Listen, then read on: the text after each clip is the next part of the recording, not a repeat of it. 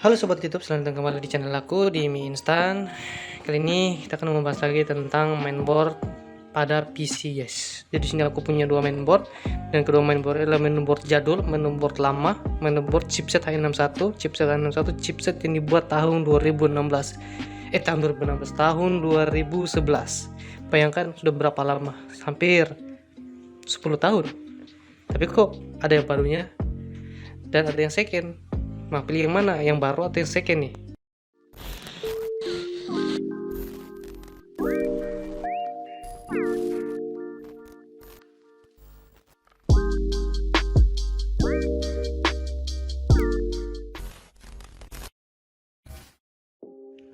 Yang second ini saya beli sekitar 6 bulan, sudah sekitar 6 bulan ya. Terus ya sekitar 6 bulan. Silahkan kalian lihat video sebelum saya waktu saya unboxing dan saya gunakan. Nah, sebelumnya tidak pakai ini, guys. Tidak pakai fan prosesor seperti ini. Sebelumnya pakai yang ginian. Nah, itu saya beli sepaket, dapat prosesor sama RAM dan hard disk dan PSU. Nah, saya ganti ini kipasnya pakai yang Coolmon, yang RGB, yang bisa nyala-nyala, yang lampunya bisa diganti-ganti. Terus kemudian saya beri lagi merek Faro. Nah, ini Faro chipset H61, ini baru ya, ini masih tersegel, lihat. Ini sudah 1 bulan ya saya pakai, tapi saya beli tapi saya belum pakai, sama masih simpan saja, karena jangan sampai kalau ini rusak ya bisa ganti lagi pakai yang ini. Ini modelnya M8X ya, mini E8X. Ini ada 3,0 nya ya, saya sudah ulas di video saya sebelumnya, silahkan lihat. Nah, kita kembali ke ini ya guys. Ini motherboard bekas ya. Ini motherboard second, mereknya Gigabyte. Saya beli dengan harga, kalau hanya mainboardnya saja kisaran harga 450 ribuan kalau hanya mainboardnya. Tapi karena itu harus saya pesan sepaket, tambah RAM, tambah prosesor, dan hard disk dan PSU, kira-kira harganya sekitar 2 jutaan. Saya pakai ini kurang lebih 1 bulan, mungkin tiba-tiba mengalami kerusakan, guys. Nah, penyebabnya apa? Sempat dilema waktu saya mau beli motherboard ini, guys. Sempat dilema karena berpikir, waduh, ini barang bekas nih. Kalau sampai di sini gimana gini? Dilema, terus banyak kepikiran juga beli ya yang second ya, guys ya. Apalagi sudah kebelet mau rakit PC. Ya terpaksa kebelilah dengan kondisi yang seperti ini. Tentu saja beli barang bekas, motherboard bekas ya guys ya. Nah, pakainya awalnya normal, unboxing normal, gue pakai main game, gue tes di game, oke, lancar jaya. 1 bulan kemudian buff, rusak, mati total. Secara saya searching perbaiki, nggak ada hasil, motherboardnya tetap nggak mau jalan. Saya coba-coba juga lihat seperti yang di YouTube ya, banyak yang bilang katanya RAM-nya bersihkan, prosesornya bersihkan, ganti baterai KMOS, terus apalah bersih itu semua saya sudah lakukan, dan tidak ada hasil, tetap motherboardnya mati. Nah, ciri-cirinya dia pada saat on nyala, beberapa detik kemudian langsung mati kembali, terus mengulang seperti itu. Nah, karena saya pikir ini sudah rusak, jadi beban, ya sudahlah, saya singkirkan. Kemudian saya pesan Faro. Nah, datang Faro dalam perjalanan ini saya bawa ke tukang servis. Kebetulan teman saya, dia bilang katanya ini tidak ada kerusakannya, boy. Hah? Dulu apa? Ternyata kerusakannya itu karena saya sering gonta-ganti RAM, gonta-ganti VGA, gonta-ganti prosesor. Pokoknya saya lakukan uji coba yang aneh-aneh terhadap prosesor mainboard jadul ini. Jadi dia cuma bisik-bisik, ini kerusakannya ini. Langsung bagus, guys. Langsung saya pakai. Dia bilang begini, kalau kamu mau yang bagus ganti PSU nya, jangan pakai PSU yang murahan, katanya gitu. Nah buat kalian nih guys ya, yang mau cari-cari motherboard second, perlu mempertimbangkan banyak hal, guys ya. Sekarang mari kita jalan-jalan dulu Tokopedia, kita lihat-lihat, kita akan berbagi tips di situ. Oke? So kita ke Tokopedia dan melihat-lihat motherboard bekas dan baru.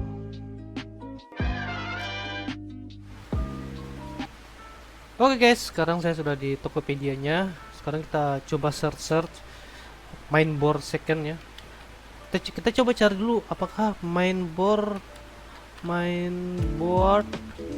H61 ini ada yang baru. Kalau kita klik, oke. Sebenarnya kalau kita cari yang baru itu banyak ya guys ya. Seperti yang saya pernah review sebelumnya itu ada Bulldozer, ada Faro, ada ECS. Tapi itu harganya berbeda-beda ya guys ya. Kalau untuk yang baru itu rata-rata di harganya di sekitaran ini guys, 870. Kayak misalkan Faro kan ya. Faro itu kalau nggak salah di harganya di 600 ribuan nggak salah. Ya di dia 650, ada 550, pokoknya di harga sekitaran ini. Terus yang merek Bulldozer di harga 600-an juga. Pokoknya tuh harganya itu tidak di atas sejuta ya, tetap di bawah sejuta. Nah, ada juga yang merek Gigabyte. Nah, ini motherboard Gigabyte H61 DS harganya 1.140.000. Nah, kenapa harganya mahal? Ya mereknya kalian lihat, Gigabyte. Gigabyte ini sudah pasti adalah merek paling terpercaya soal komputer guys ya. Namanya komputernisasi yang berhubungan dengan elektronik di dalam dunia perkomputeran, PC, apapun itu yang ada di dalamnya. Kalau sudah merek Gigabyte itu pasti bagus guys. Makanya brand dan harga itu ya tidak terpisah guys ya, tetap satu. Harga mahal karena merek. Dan jelas kalau merek terkemuka seperti Gigabyte ini pastinya kualitasnya oke guys ya.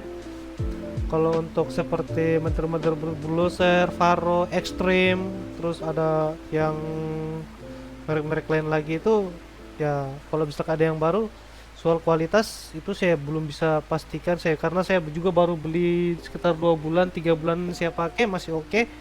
Untuk kedepannya saya belum tahu. Tapi kalau teman-teman yang sudah pernah pakai motherboard Faro bilang bagus, ya mungkin bagus, boleh bagus ya. Sekarang kita cari motherboard H61 yang bekas. Kita cari bekas. Nah, ini guys, kalau di bekas itu mereknya banyak guys ya.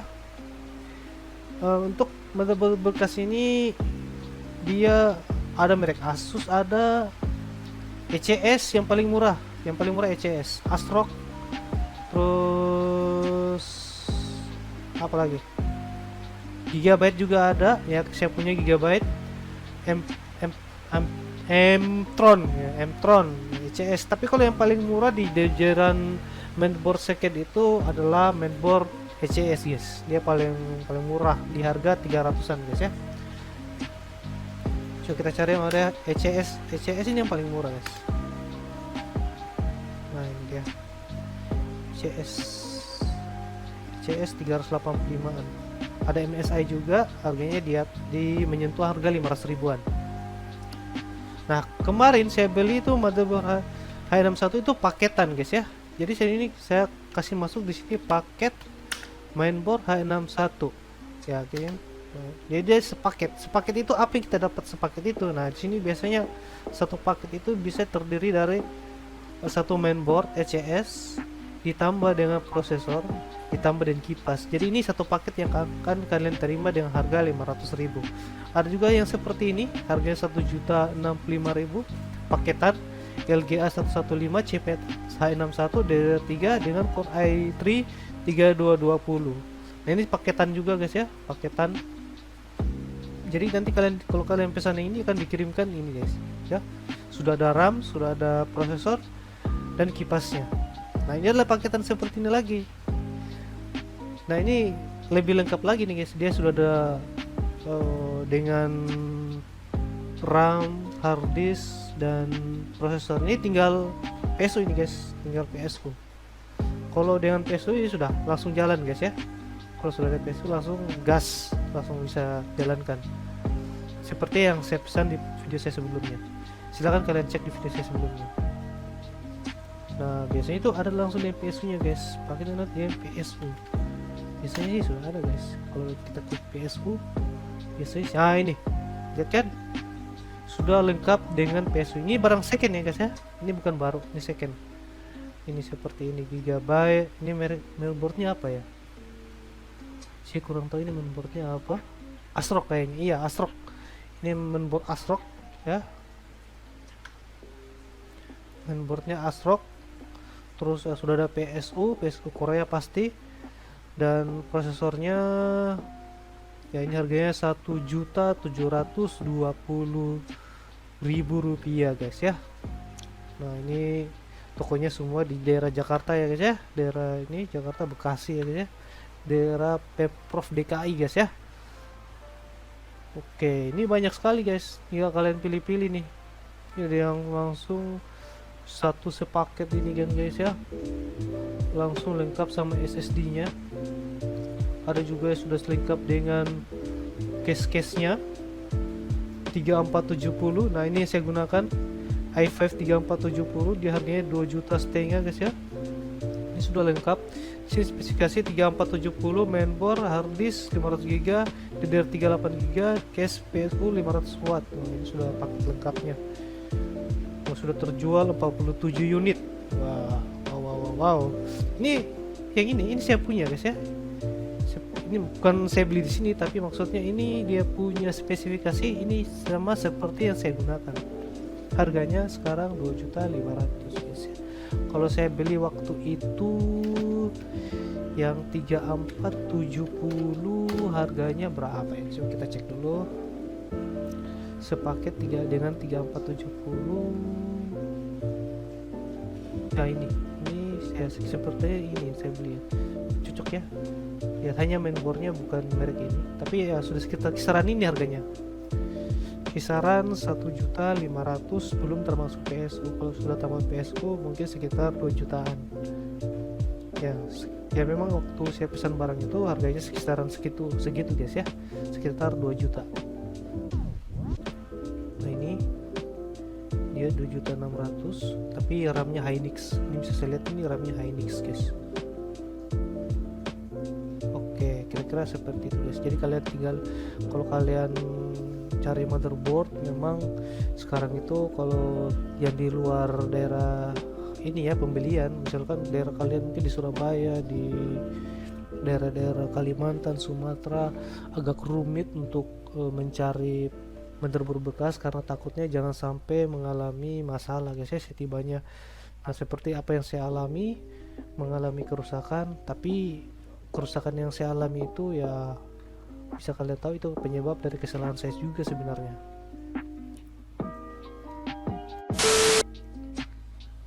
Nah untuk kalian yang mau membeli motherboard bekas, saya sih sebenarnya kurang memiliki banyak tips ya, tidak ada tips yang lebih spesifik untuk membeli motherboard bekas secara online begini, karena gimana ya, kan lokasi kita jauh dari tempat mereka. Terus gimana gitu kita mau ambil barang bekas seperti ini, apakah hasilnya nanti bagus atau tidak, itu saya tidak tahu guys ya. Nah kalau mau semisal kita tinggal di daerah Jakarta, katakanlah di Bekasi mungkin, atau di Banyumas katakanlah, ini barang-barangnya ini di daerah Bekasi, ini kebanyakan daerah Bekasi, kita bisa datang langsung ke tokonya. Tapi bagaimana kita dengan yang di luar Jawa atau di daerah Kalimantan, di Papua, bagaimana kita mau mencari barang seperti ini? Kita tidak mungkin naik ke sana dengan naik pesawat pulang pergi, gila harganya saja itu sudah satu buah PC guys. Nah kita harus percayakan pada satu toko. Kemarin itu saya mencari tokonya yang memiliki banyak bintang guys ya. Coba kita coba deh mainboard i61. Aduh kok ini sih yang terbuka guys, aduh. Oke, saya cari toko itu yang dia punya rating tinggi guys. Pokoknya saya tidak peduli gambar ya, tapi kita cari yang ratingnya 4,8 yang sudah terjual sampai ratusan guys. Kayak ini kan sudah terjual sampai 200an guys ya. Ini sudah terjual sampai 200, ini 277, 300. Nah ini terjual sampai 800an guys. Ini sudah menurut saya bisa dipercaya sih guys. Kalau menurut saya, kalau saya pribadi, saya kalau sudah terjual sebanyak ini ya bolehlah saya langsung gaskan yang ini, seperti itu guys. Nah ini sudah ada foto-foto dari pembeli, sudah di review juga sama pembeli, sudah dikasih bintang 5 juga, ada juga bintang 3. Ya mungkin mereka kurang beruntung saja mungkin, atau bagaimana, atau tidak tahu cara pasangnya, tapi lebih banyak yang membeli kesan positif. Nah ini saya langsung OTW beli guys, kalau yang kayak seperti ini, yang kayak gini saya gas OTW beli. Nah kira-kira seperti itulah dilemanya saya pada saat membeli rakitan PC second ya, bekas ya guys ya. Nah setelah itu kalian tinggal memilih mainboard mana yang kalian inginkan, mainboard mana yang kalian pesan. Tinggal kalian pilih, cari yang murah, ada banyak, yang mahal juga ada, yang baru ada. Nah ini jadi polemik juga untuk kalian ya, dilema juga mau pilih yang mana, yang baru, yang bekas, atau yang murah tapi lengkap gitulah. Jadi kalian bisa pilih.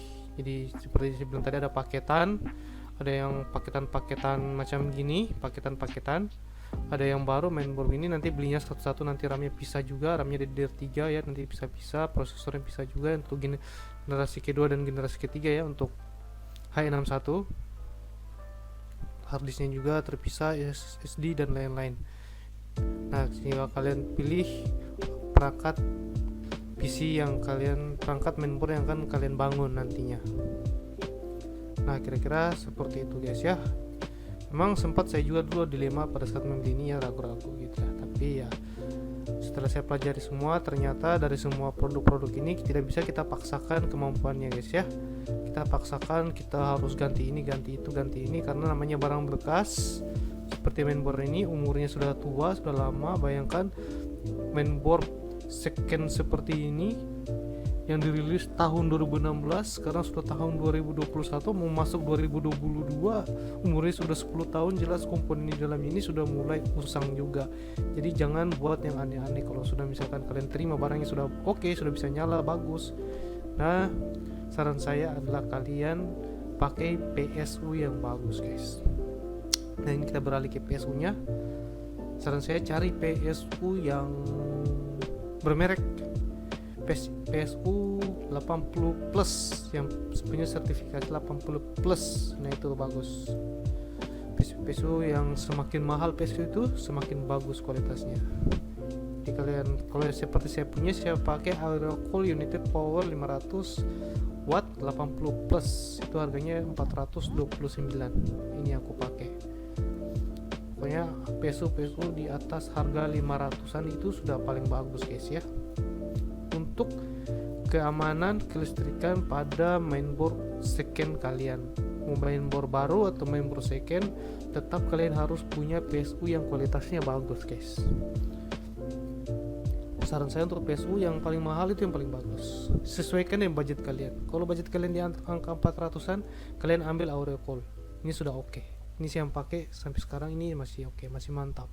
Nah di kerusakan saya, kita kembali ke back yang saya bilang tadi, kerusakan pada PC saya itu karena PSU guys ya. Saya gonta-ganti perangkat di dalam, saya gonta-ganti hard disk, gonta-ganti SSD, gonta-ganti VGA card, akhirnya down juga. PSU nya tidak sanggup, tidak mampu ya, karena saya pakai PSU abal-abal, PSU yang made in Korea. PSU nya cuma 450 watt, memang kurang mumpuni ya. Kemudian saya disarankan sama tukang servis saya yang perbaiki motherboard saya itu, dia bilang katanya ganti PSU kamu, pakai PSU yang bagus. Dia sarankan Aerocool, atau masih banyak lah kayak ini GameX, masih banyak lah PSU bagus selain Aerocool. Banyak, ada Infinite yang murah meriah kan, yang murah meriah banyak. Silahkan kalian cari-cari PSU yang bagus. Ini ada PSU MSI, harganya 800. Karena apa? PSU kalian harus pilih yang bagus karena dia adalah pusat sentral listrik guys. Dia yang mengatur peredaran listrik di dalam komponen PC kalian. Jadi kalau kalian cari yang abal-abal, aduh, mana mainboardnya sudah second, mainboard bekas, dapat PSU yang abal-abal, ya rusak guys. Nah itulah saran dari saya, jadi kalian tuh cari PSU yang bagus untuk mainboard bekas kalian. Kalau mainboard baru juga tidak apa-apa, pakai PSU bagus ya, yang brand yang mahal, tidak apa-apa. Oke, jadi itu saja dari saya buat kalian yang merakit PC. Ingatlah bahwa sesuaikan dengan budget yang kalian miliki. Kalau kalian masih bisa menabung saja dulu. Nanti keep yang PC yang lebih baik dari ini, cari yang baru. Nah, itu saran saya. Oke, see you next time. Jangan lupa like, comment, dan rakit PC.